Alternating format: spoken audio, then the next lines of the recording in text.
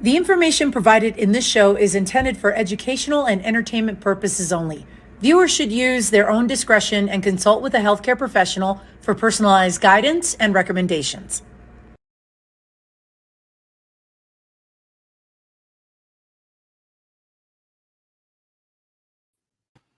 Welcome, everyone. You are watching The Health Revolution. I'm your host, Adriana Morrison, and we're so glad that you joined us today.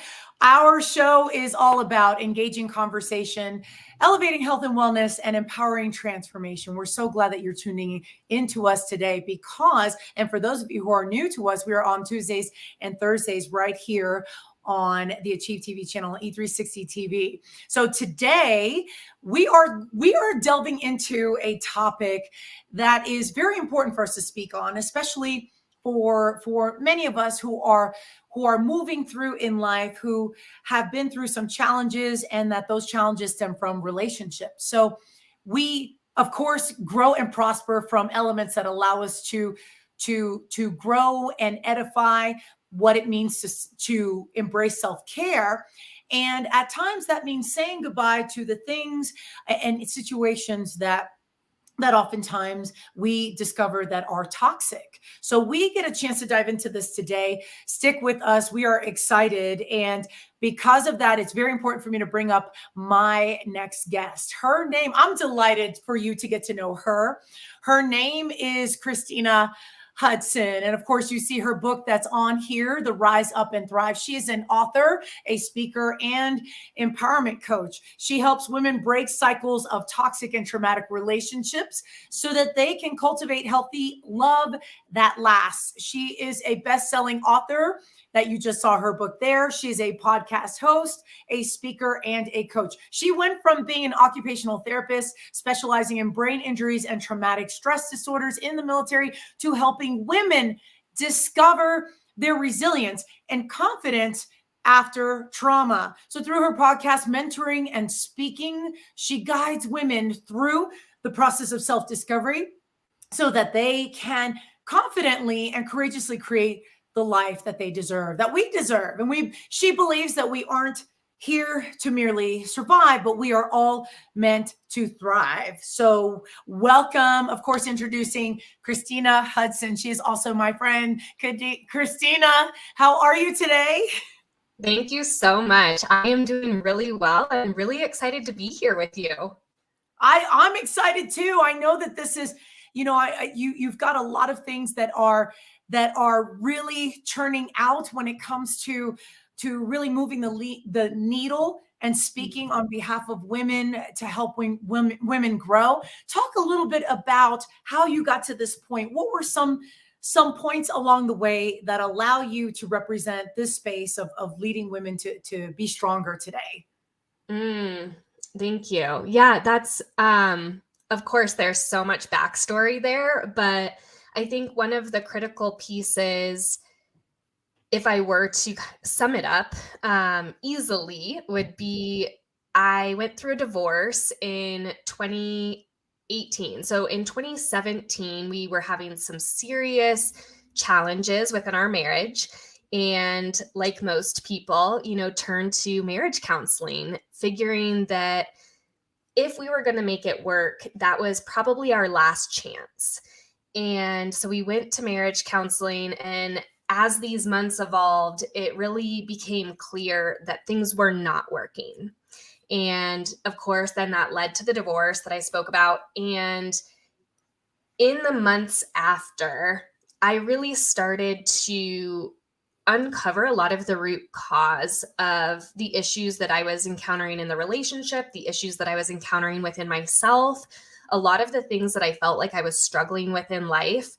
And I had heard, through all various means, that so many of our issues go deeper than surface level.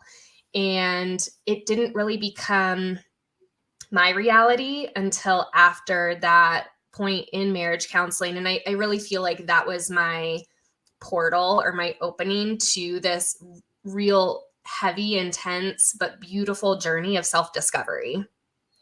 I love how you put that, because oftentimes self-discovery means we are going through the trenches and we are going through moments where it does not feel anywhere near fabulous, that it's harder work. It's out of our comfort zone, but oftentimes this means that you're implying that there is an end result at the end of that hard work. Can you talk a little bit more about that?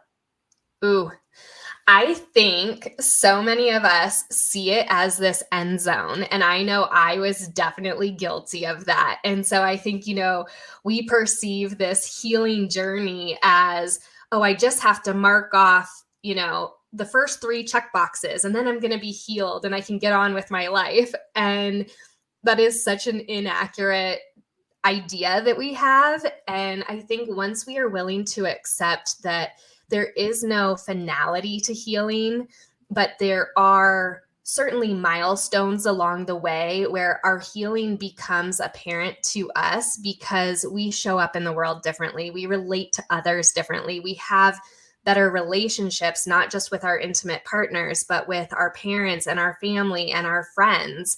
And seeing those changes is really what the healing process is all about. Would you say it's a choice, or say in your case, when you got to that juncture, would you say that it was a choice to embrace self-discovery, or did you feel like you had no other alternative but to go through self-discovery? That's a really important distinction. One struggle that I have, and I've had this as a coach, and I think a lot of other coaches can relate to this, where it's like you just want to shake somebody else and wake them up to their reality so that they will make that choice and make that decision to do the healing work, or before it gets too deep or too hard, or before they hit rock bottom. We all want to help protect other people from experiencing this rock bottom. And yet, to your point, once you hit rock bottom, you have nowhere else to go. You can choose to stay on that cold floor and succumb to the depression and the pain and the torment that these old wounds, I will call them, hold on to us. You can stay at that rock bottom, or you can make the choice to move forward and to do something different. And I do think within the healing journey, you are constantly making a choice. Every day is a choice to move forward, or you can say, I'm good where I'm at. I choose not to go further. That's one area I definitely can relate with you, is that I went through a divorce, and at the time it was, I perceived it to be very painful, concluded it was not the best fit. And in that moment, I found myself thinking, what can I no longer tolerate? And that led to more decisions that were poignant, but I think were difficult for me, because I don't know how much self-discovery I truly did, even though I, at the time, felt like I did some self-discovery. I think that was my point where I realized I had more work to do. Did you find that it was like almost like new level unlocked as you were entering that or exiting that chapter and going to your next chapter? I think everything, every part of it, you realize new levels unlocked. It reminds me of, the old Mario games, the Nintendo game when we were kids. And it's like, you keep moving up and you can move up to the next level. And it's not always easy. It's not always fun. And it requires a lot of hard work. But I do think there is a lot of opportunity to be gained in each new level. And I do want to say too, I think a lot of us, and again, I'm saying this from my own perspective and because I've been there, we get to a new level and we think that we have cleared the post and that we won't fall back. And that is another part of the journey that is really important to understand, is you are going to take some steps back at different times. And that doesn't mean that you haven't done the work or you haven't been successful.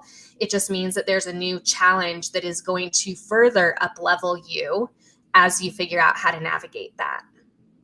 So I'm curious, where were some surprising, what surprised you the most in making the choices that you did, leaving the marriage that wasn't serving you? What areas was it surprising to you? Like, what discoveries did you stumble upon about you, about your just the path that you were on, that allowed you to that were pleasant surprises? How much time do we have? Oh, Uh, a little bit of time. um, there were a lot. I think one was in my career, I really saw myself as successful and high achieving. And I felt so ashamed that in my relationship, I was not equally successful and high achieving. I portrayed that I was, and yet I felt like there was really something wrong with me because I couldn't maintain this relationship, because I didn't have the relationship, that I think I was almost putting a mask more or less on the relationship as a whole. And so I think that was one of the biggest, was really that question of how can I be so successful in one area of my life and feel like I'm failing so miserably in another. And that has really required a lot of work. I think another one was the day I made the decision to truly walk away from the divorce. I was really surprised at how calm and clear I was about that decision. And I think a lot of times we get caught up in this, should I stay or should I go? What choice do I make? There's so much inner turmoil that we create within ourselves. And I think if we are willing to trust that we truly do have the answer within us, the answer will come clearly and confidently when the time is right. And I couldn't agree more. As I think about my journey, as you were describing yours, I found myself earning my way through a divorce. So where I wanted to save my marriage, I remember thinking, I'm going to leave no stone unturned. And then when I got to the point where there was nothing left, I reached that sense of clarity. And that was very helpful for me because there was no second guessing. I knew that I could either trust the process or not. Did you find that it was as crystal clear as that? Like, either I choose, I take this path, and even though I don't exactly know where it's going to lead me, or I choose to remain, and this is what I can predict might happen. I had perfect clarity the day that I made the decision. And fortunately, I had been given the advice, make sure you are 100% sure before you file. And like you, I did everything I felt I possibly could do to make sure that when if I decided I was walking away, I knew that I had done everything possible to try to make it work. And I do think that also gave me the confidence that I was making the right decision so that I didn't get sucked back in. Yes. Yeah. So then that meant that you had a plan. So what helped you was that clarity led to that preparation. And then afterwards, how, how much strength in your voice did you discover was there in the next chapters that followed? Mm. I don't know that there was a lot of strength at first. Again, I was very confident on the decision I made. So I could have strength in sharing with others that decision, and knowing that whatever judgment I received from anybody else would not impact me. It would just wash off because I was so sure of myself in that. However, my strength has been developing over the last 6 years as I learn to trust myself, as I learn to believe that I'm worthy of love, and I think that's one of the biggest consequences of toxic relationships, is the very subtle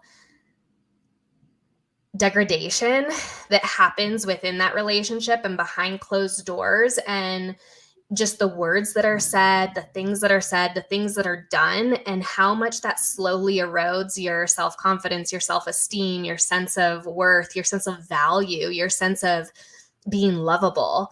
And that has really taken a long time to regain any of those, so that I can confidently move forward and feel like I'm in a really good place. Where did the next personal breakthrough come afterwards? So you're forging this new path. Things are looking alive and new. Tell us a little bit about your next breakthrough that you experienced.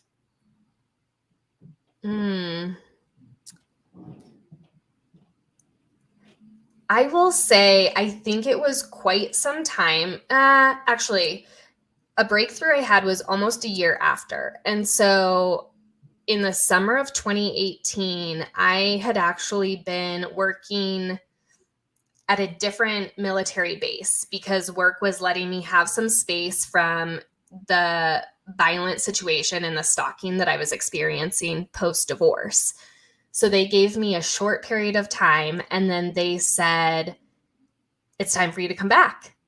If you want to keep your job, you need to come back. And I remember, and I've always been an avid journaler, and so I've written in my journals, and I remember just how physically sick I was at the idea of having to go back. And again, being one of those women that perseveres, I was not willing to just say, no, I don't feel good about this, I'm walking away. Instead, I was like, I'm going to give this a go. I'm going to make sure that I do everything possible so that if I do decide to leave, I know that I did everything I could. And I went back down to Florida. I got an extended stay America because I already had this gut knowing that this was not going to be a long-term solution. So it was either 17 or 19 days at extended stay. And I was like, this is my test. I will try this. And walking away from that job, I think, was again that next milestone of believing in myself and believing that I was deserving of something that was healthy and something that was better than what I was currently experiencing. Because of course, if a work environment, if you're not thriving, and if there are elements that you would consider toxic, then there's no obligation. There's no real growth related obligation to stay. So that would make sense that you walked away from a position that was not. Again, I use the phrase "not serving you" because it wasn't supporting you in that sense. So wow. So real quickly before we go to break, what were some elements that helped you? Words of support that you heard that were beneficial from your support system that helped you.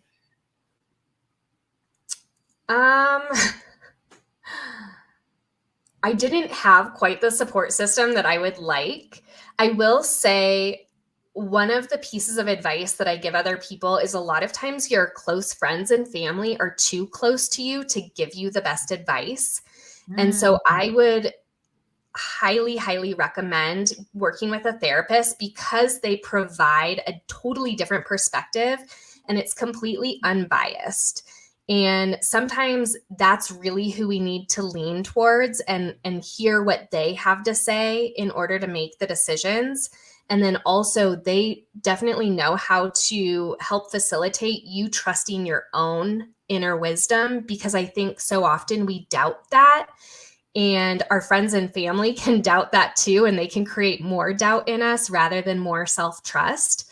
And so those would be the two pieces, would be to get outside opinions from a trained professional and a trust your own inner knowing. Powerful resource tools for sure. We're going to take a commercial break. We will be right back here on The Health Revolution.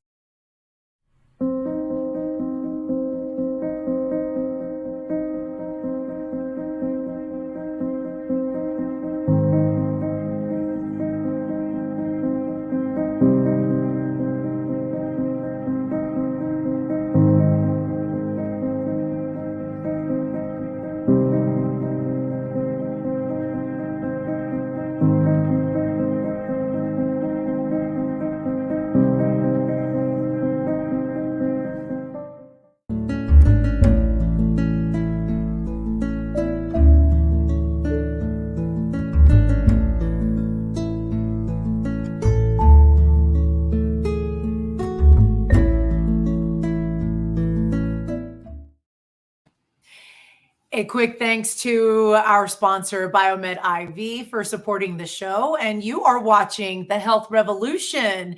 We're so glad that you're tuning in. We're spending quality time with my guest today, Kristina Hudson, speaker, podcast host, author, and empowerment coach for women. And I do want to dive into your book here, and I do have a copy in my hands, Rise Up and Thrive: How to Break Cycles of Toxic and Traumatic Relationships to Create Healthy Love. Talk a little bit about the origins of this book, and what's a great place for women to start in terms of creating a new slate, a new platform from which to grow.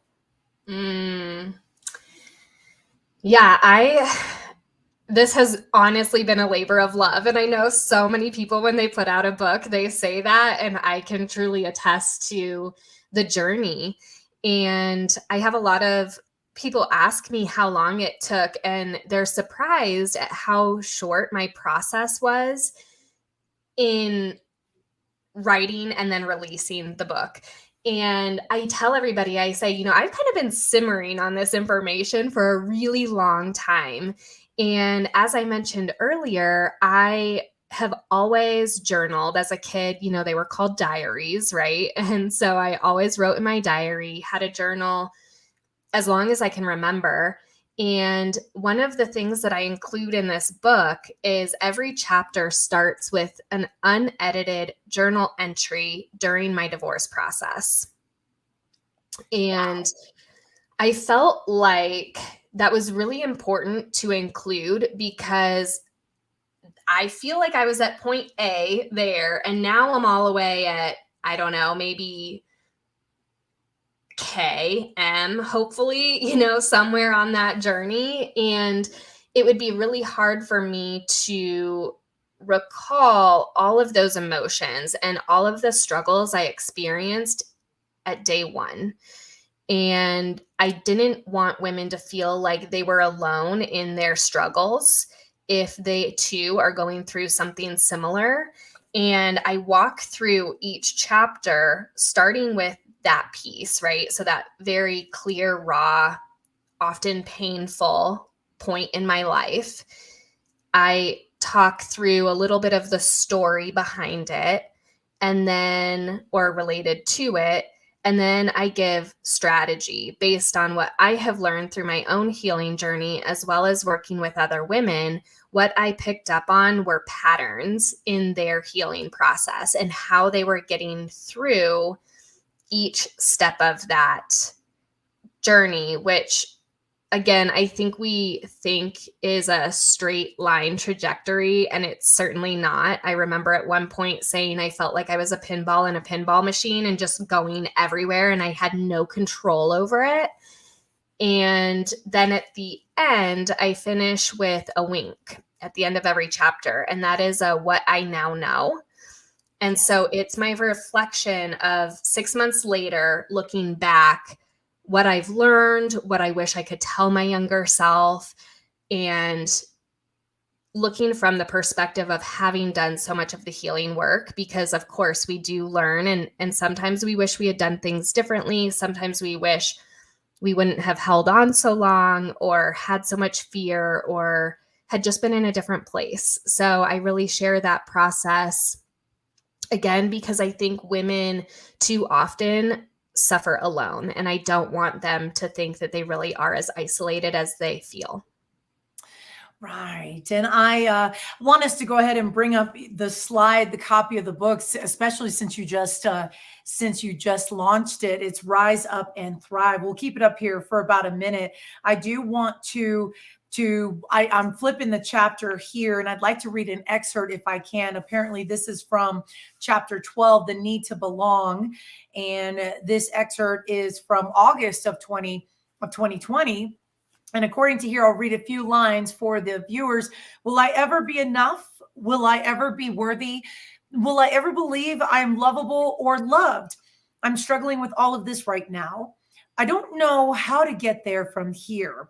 I have so many things I've always wanted. I should be happy, but I think most of all, my deepest desire is to have someone to love and to be loved in return.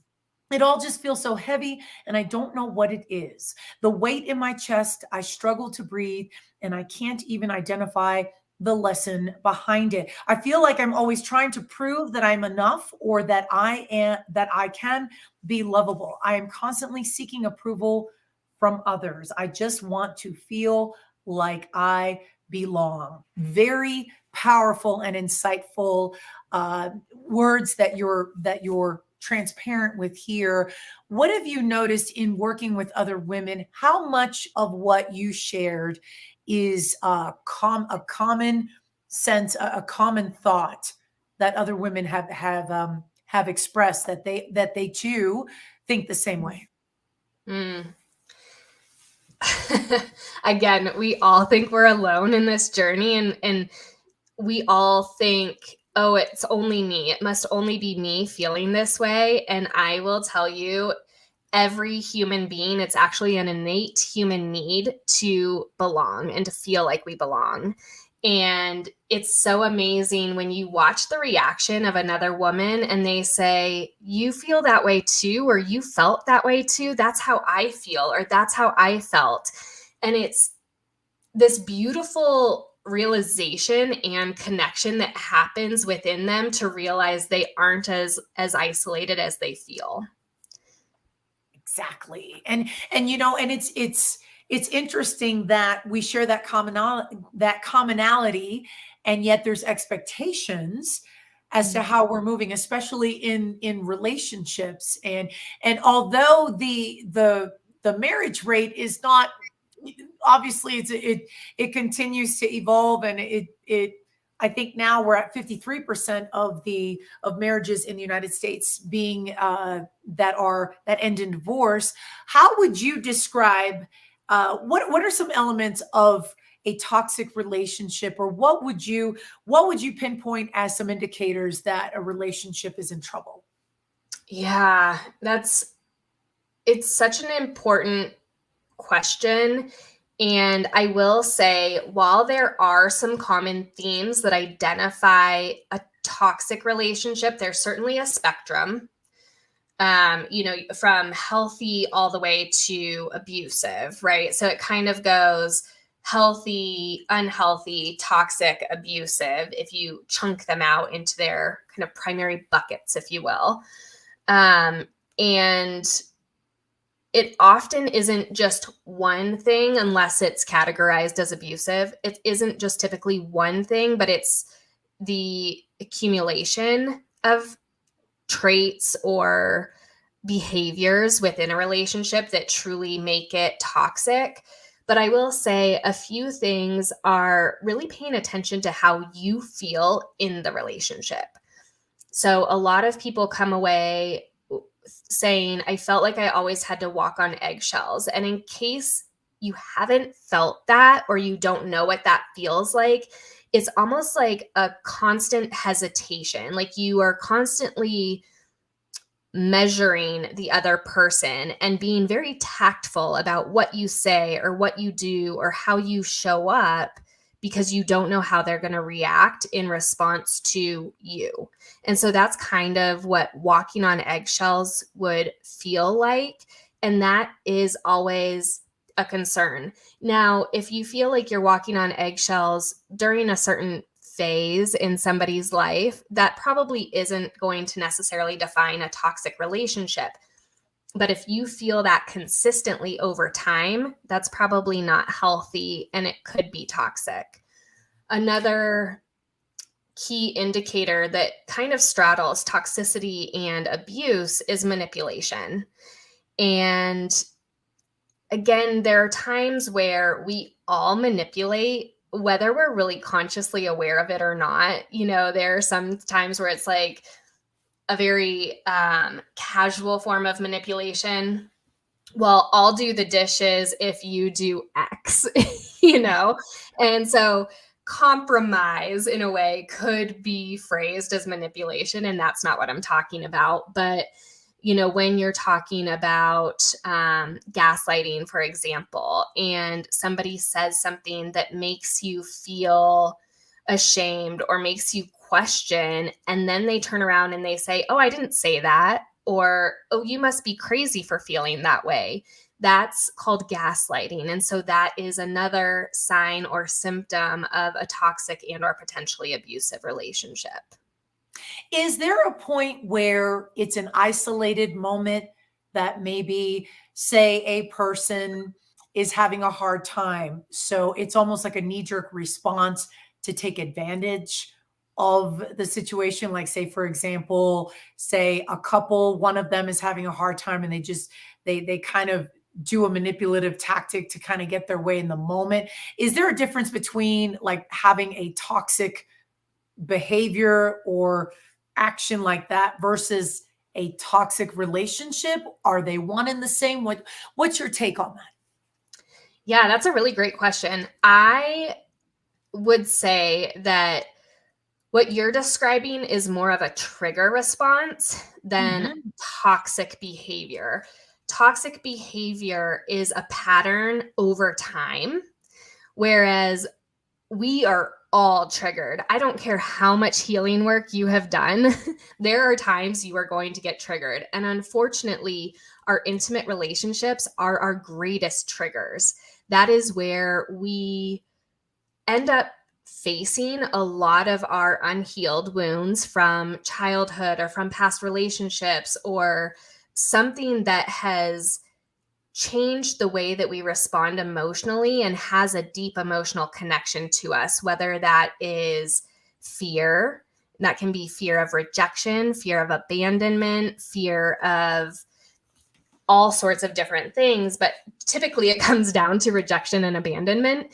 And that's where we feel very helpless. And so in those moments, what you're describing is often a way of regaining control so that we don't feel helpless in that situation. Wow. So then how do you know, or how does one know that they've gone through the healing process and they've grown versus someone who maybe has a situation that is considered a trigger and they're trying to manage it and maybe they're just maybe they're not as finessed. How do you know when you've healed? Well, again, There is no end zone. There is no final line to say you're healed. If you choose to work on yourself every day, you are continuing to heal and to grow.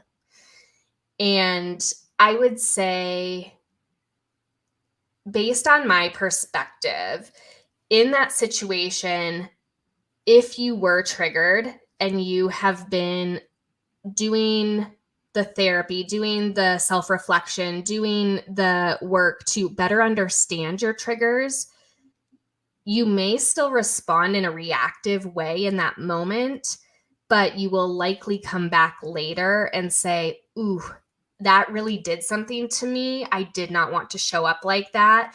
And then that's where you have the conversation with your partner to say, I am so sorry. It really comes down to this sense of repair. And whether you're in a partnership or with your children, the most important thing is to know that you're never going to get to a place where you're not triggered, but you can get to a place where you circle back and you work to repair that situation that occurred, because you never want somebody to then feel the shame, the blame, the guilt on the opposite end of that. And you then have the ability to take ownership. So, in your work, in your findings, are we doing better in communicating? Are we doing better at communicating our needs? What are some of the trends that you've noticed in working with women?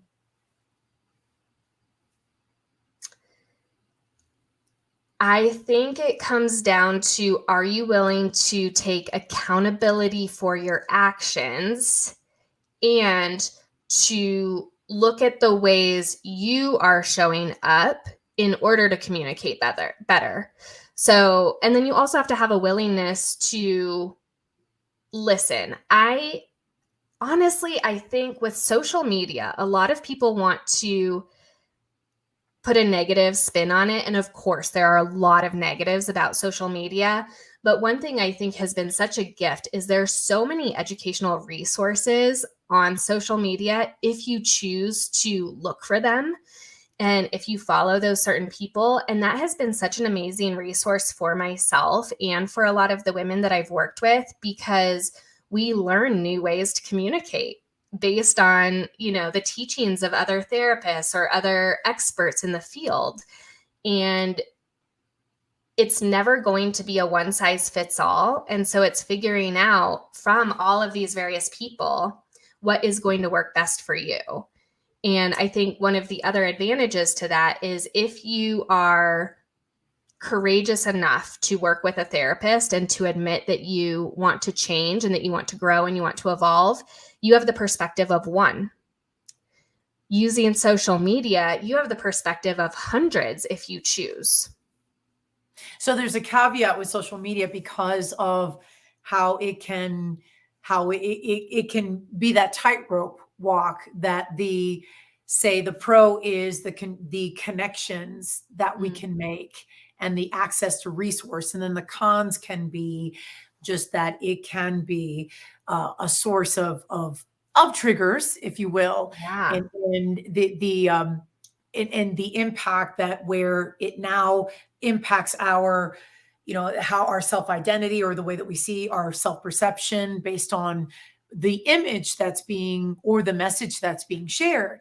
So I hear what you're saying in that, and I do agree that I do believe it's a powerful tool when it's used correctly, and and we are mindful of how we're using social media for sure. Can you name one maybe surprising tactic that allows a woman to gain her strength as she is dissecting and clearing the path to moving away from a toxic situation? Is there a tactic that helps her decide and help her make that decision? A tool that works?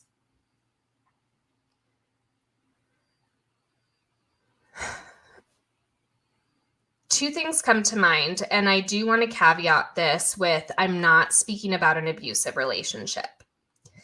So in a toxic relationship, you and I both said it. We were so clear when it came to our decision that we didn't fall back into the relationship. And I think that is very critically important for a toxic and really even an abusive relationship, is to make sure that you are very sure of yourself and your decision, because what is going to happen in a toxic relationship is this cycle of manipulation.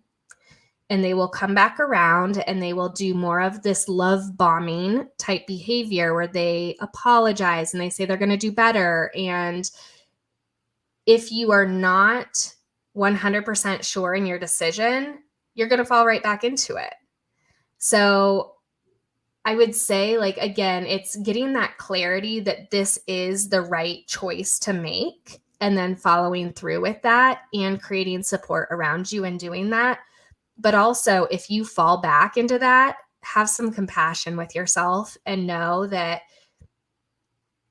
there is no right time, that you can gain strength and confidence over time, and that will help lead you to that clarity of your decision.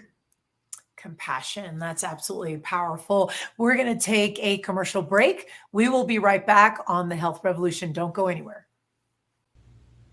Thank you so much for watching the Health Revolution. Our show is growing, and it's all thanks to viewers like you. No matter how you found us, please hit the subscribe button so we can stay connected and continue to deliver amazing content to you.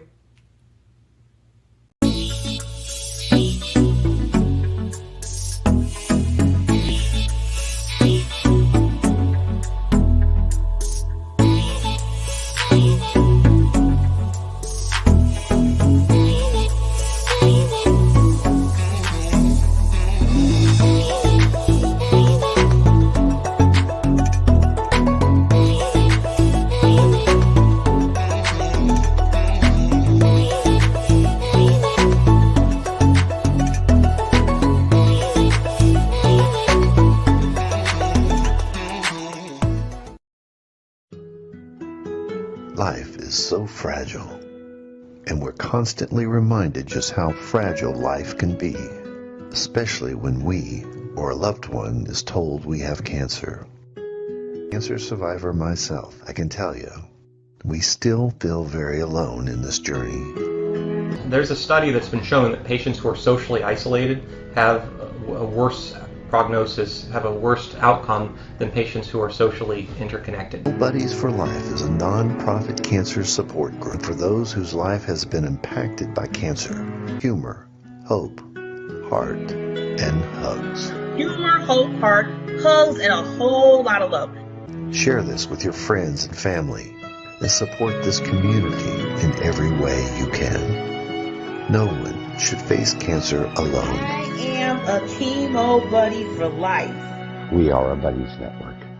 No one does cancer alone. Be a buddy. And we are all here for you as a community of love. We are chemo buddies for life. And if you've heard 3 words, you have cancer, for yourself or someone else, you belong with us at Chemo Buddies for Life. Healing through connections.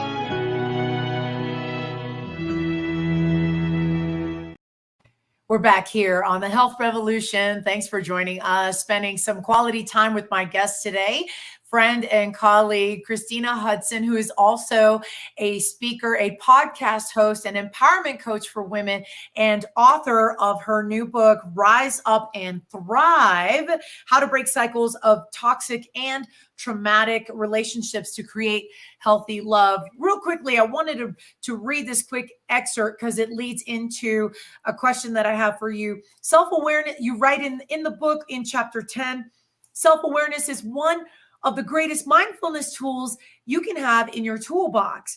The ability to truly know who you are and stand unwavering and unapologetic in that power allows you to confidently move forward. It cultivates a deep sense of self-trust and self-belief. It allows you to lean into your individuality and identity, knowing that no one can take that away from you.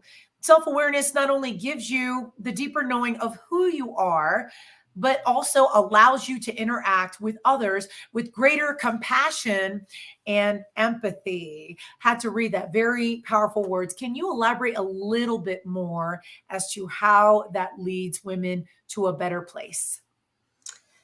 Yeah, thank you. I didn't really go over it much, with you, I guess, on here, but I really dive into my RISE method within the book. And so S is that piece of self-discovery and self-awareness. And it is really the majority of the work. Like, that's where it really exists. And self-awareness evolves over time, but there is so much power in being able to truly know who you are, what you want. And then even beyond that, in the healing, it's why do I do what I do?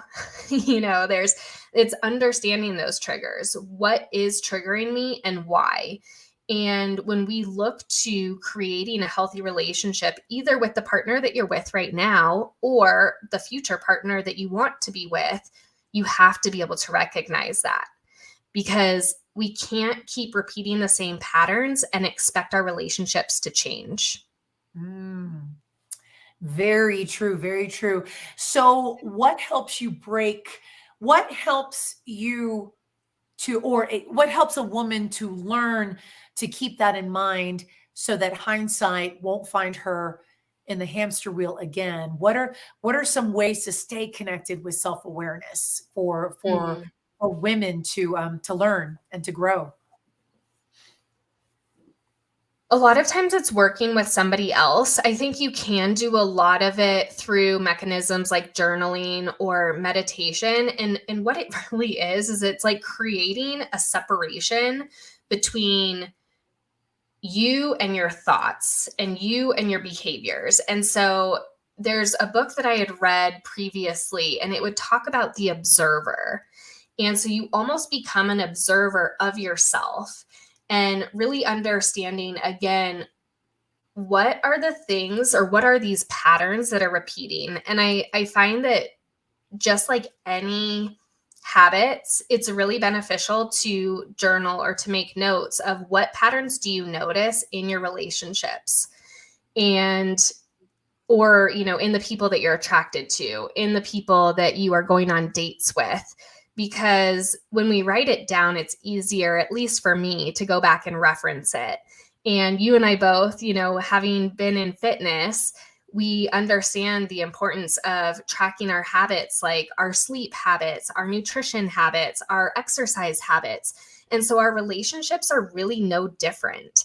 And understanding, you kind of get this objective view rather than just trying to think in the moment of what are the things that I'm repeating, what are the things I want to continue, and what are the things that I want to change.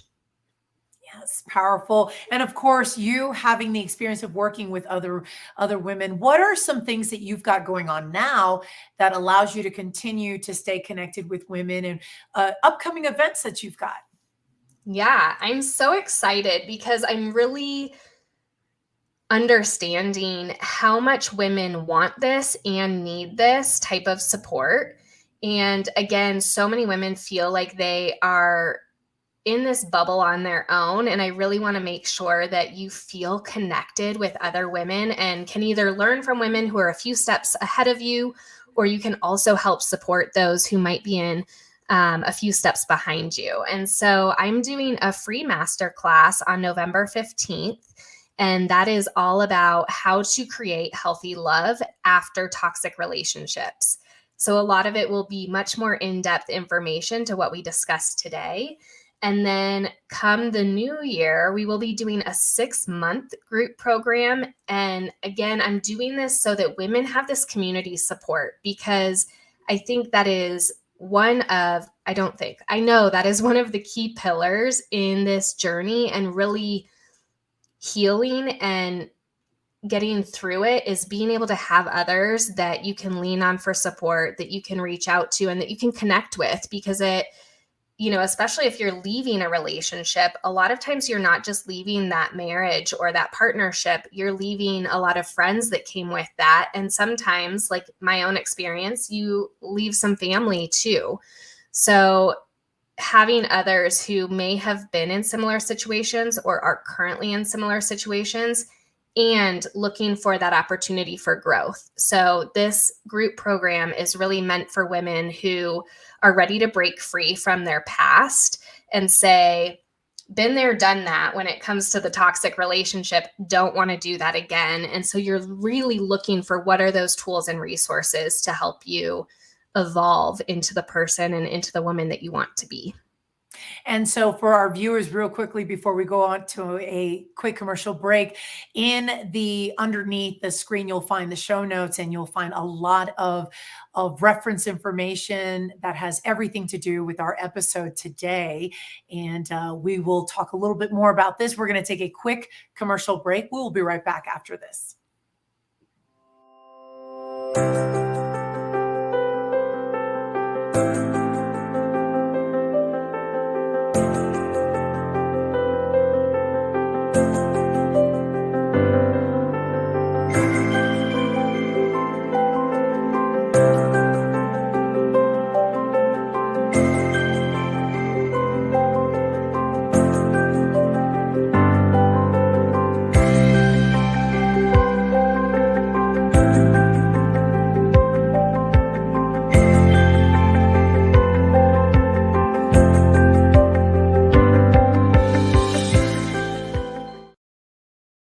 Hi there, I'm Dan Hafner. I'm the host of the show Tech Bites with Dan Hafner. Join me live every Wednesday at 7 p.m. Eastern, 4 p.m. Pacific on the Achieve TV network for the latest technology and business news and advice. Join me right here on E360 TV. We're back here on the Health Revolution, spending time with Kristina Hudson, speaker. She is a podcast host and author of her new book, Rise Up and Thrive, and also an empowerment coach. Real quickly, where can viewers get in touch with you or reach out to find out more information? Yeah, thank you. I would love to connect with you and also just hear what your biggest takeaway was from this episode today. And like Adriana said, I have a podcast. So my podcast is called Rise Up Thriving, and you can find more of my information there. It's also easiest to connect with me on Instagram. My Instagram handle is at Rise with Kristina, and that's Kristina with a K. And then lastly, I have a website that is www.risewithkristina.com. Fantastic. So Rise with Kristina all the way through for social media. And I can't tell you, I'm thrilled for you that this is a space that you are passionate about. Your book, Rise Up and Thrive. I love how candid you got with your journey, and then the takeaway points on here. I love how you write. I think it's incredible how you've chronicled and you've put down pen to paper just what you've gone through to learn about you and the elements that help you grow. And so I'm just thankful for your time today. I know this is a topic that is important to cover, and I appreciate you being here, Kristina. Thank you so much. It was such an honor. And of course, for all of you tuning in, we love that you tuned into our show. To stay better connected, our website is www.thehealthrevolutiontv.com. You can always subscribe to our newsletter where you can find out latest information. If you have any ideas on topics and people who you feel like it would be a fantastic conversation to have, we certainly would love to hear from you with that. And also, don't forget, we are on Tuesdays and Thursdays at 10 a.m. Pacific, 1 p.m. Eastern Standard Time, right here on E360 TV. And as we are running out of time, we appreciate you. And of course, don't forget to subscribe in the manner in which you found us. And until next time, we certainly wish you a great rest of your day. Take care. We'll see you soon.